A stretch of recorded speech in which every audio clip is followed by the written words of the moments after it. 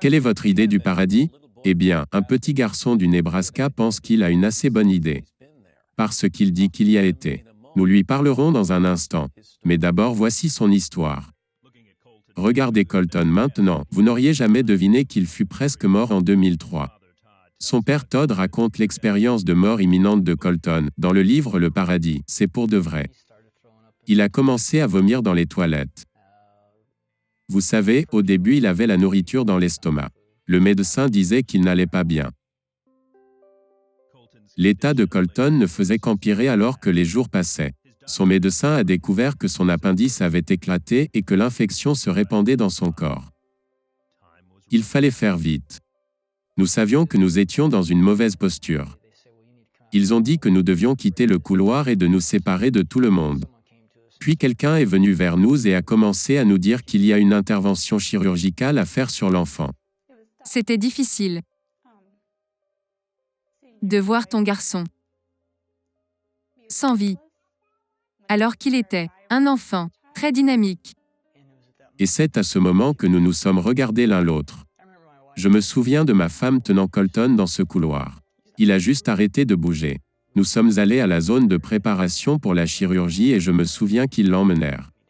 Et lui qui me criait « Papa, ne les laisse pas m'amener.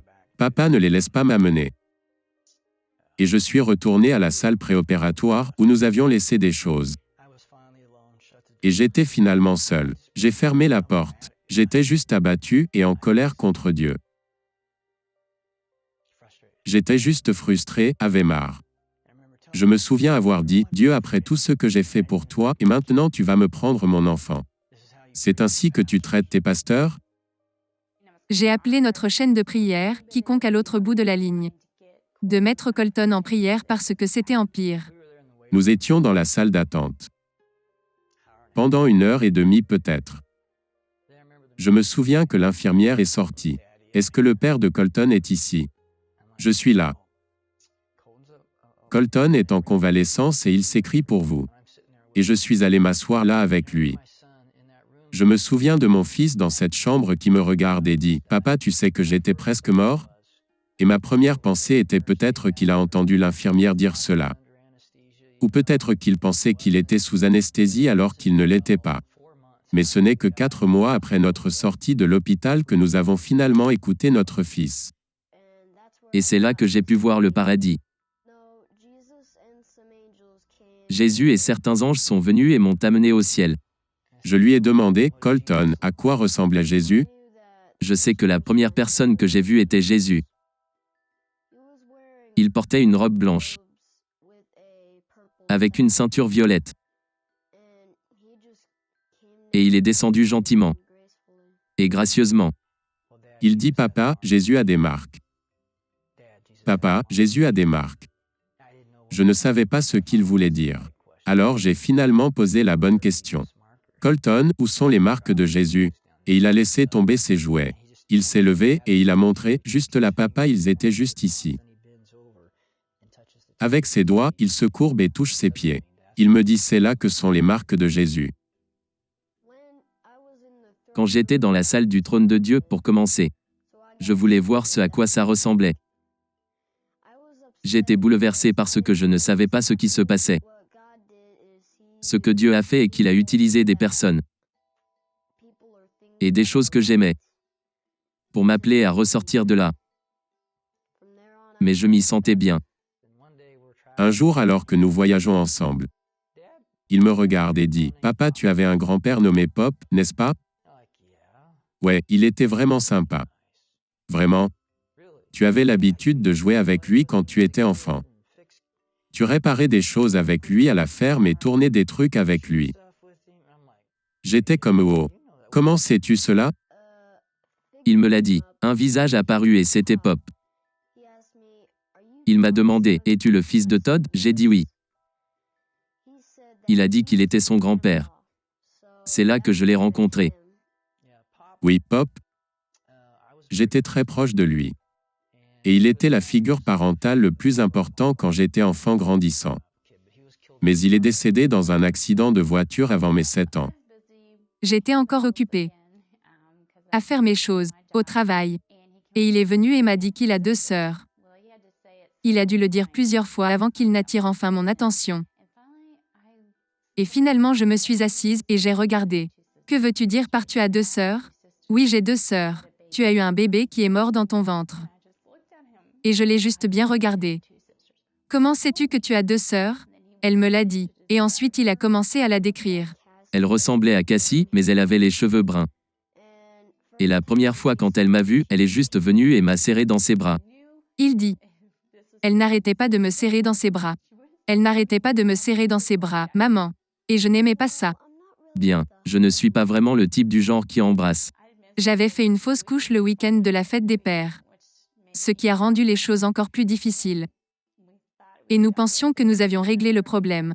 Mais nous n'avons jamais accepté que le bébé soit mort. Quand il a dit qu'il avait 2 sœurs, je pense que j'étais d'abord en état de choc. Et ensuite j'essayais de réaliser ce qu'il me disait. Et donc je savais qu'il l'avait vue. Et après qu'il l'ait décrite, il dit, elle attend juste que vous veniez au paradis. Vous savez, alors que nous parlions du paradis. Et il me racontait tous ces merveilleux détails. J'avais juste l'impression de devoir lui demander s'il voulait revenir. Je savais que je devrais quitter le ciel parce que Jésus est venu vers moi et m'a dit Colton, tu dois retourner. Même si je ne voulais pas revenir, il a dit qu'il répondait à la prière de mon père. Je me souviens de cette prière. La prière d'un père irrévérencieux, irrespectueux, hurlant sa prière à Dieu. Il a répondu à cette prière. Aujourd'hui Colton est un enfant de 11 ans en bonne santé, et partage son voyage céleste avec audace. J'ai appris que le ciel est réel, et tu vas aimer ça. Todd, Sonia et Colton Burpo sont avec nous maintenant. Bonjour à vous tous ce matin. Colton, je vais m'adresser à toi dans une seconde. Todd, permettez-moi de m'adresser à vous en premier et de mettre des choses au clair. Les gens vont dire, c'est un pasteur. C'est un croyant. C'est un homme des tuniques. Il veut désespérément croire cela et il veut que les autres le croient. C'est pourquoi il a cette histoire. Comment réagissez-vous face aux gens comme ça? Bien, au début nous étions surpris. Nous doutions nous-mêmes. Nous n'avons jamais anticipé parler de ces choses à notre fils. Et ce qui a attiré mon attention, ou ce qui m'a retenu, c'est quand il pouvait me dire où j'étais pendant qu'il était sous chirurgie. Le chirurgien ne pouvait pas me le dire. Les infirmières ne pouvaient pas.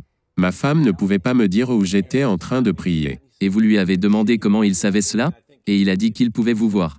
Parce qu'il était assis, je crois qu'il a dit, j'étais assis sur les genoux de Jésus alors que vous étiez en train de faire toutes ces choses. Vous étiez cyniques tous les deux un peu au début, jusqu'à ce que vous commenciez à entendre ces choses. Quelques-unes des autres choses qu'il a dites. J'étais assis sur les genoux de Jésus. Tout le monde au ciel a des ailes. Les miens étaient un peu plus petits que celles des autres personnes. Personne n'est vieux au paradis. J'aime cette partie. Je pense que beaucoup de gens aiment cela.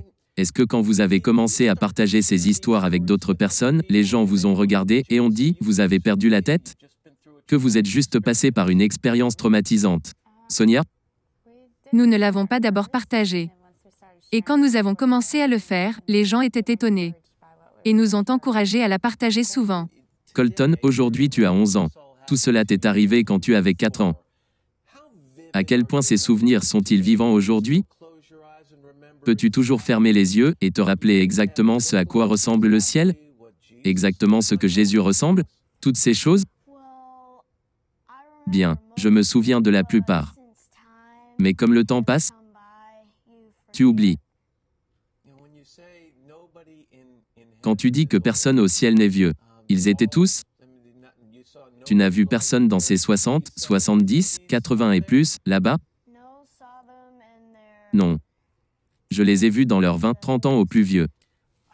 Je pense qu'une question que beaucoup de gens aimeraient te poser, Colton, à quoi le paradis ressemble-t-il? Je veux dire, est-ce ce que je dis à mes enfants? À propos des nuages, que tout le monde vole? À quoi ça ressemble?